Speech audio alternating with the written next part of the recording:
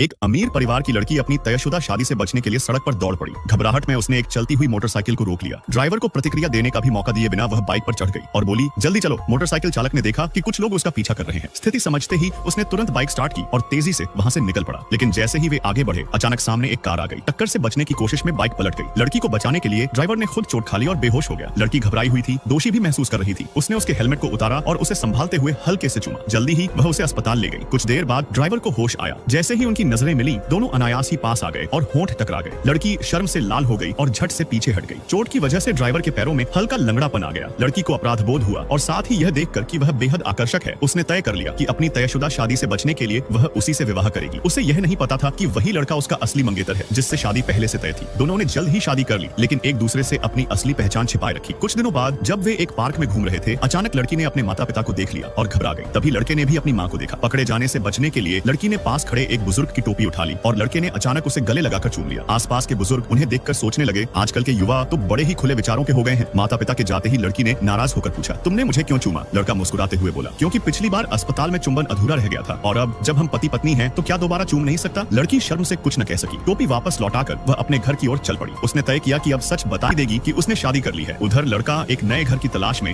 एक आलीशान बांग्ला परिसर देखने पहुंचा। दरअसल उसका लंगड़ापन महज और एक नाटक था। उसे बिल्कुल भी चोट नहीं थी, लेकिन जैसे ही उसने सोचा कि अब सच्चाई छिपाना आसान होगा, तभी वहां वही लड़की भी घर देखने पहुंच गई। उसे देखकर लड़का सन्न रह गया। अब सच छिपाना लगभग नामुमकिन था।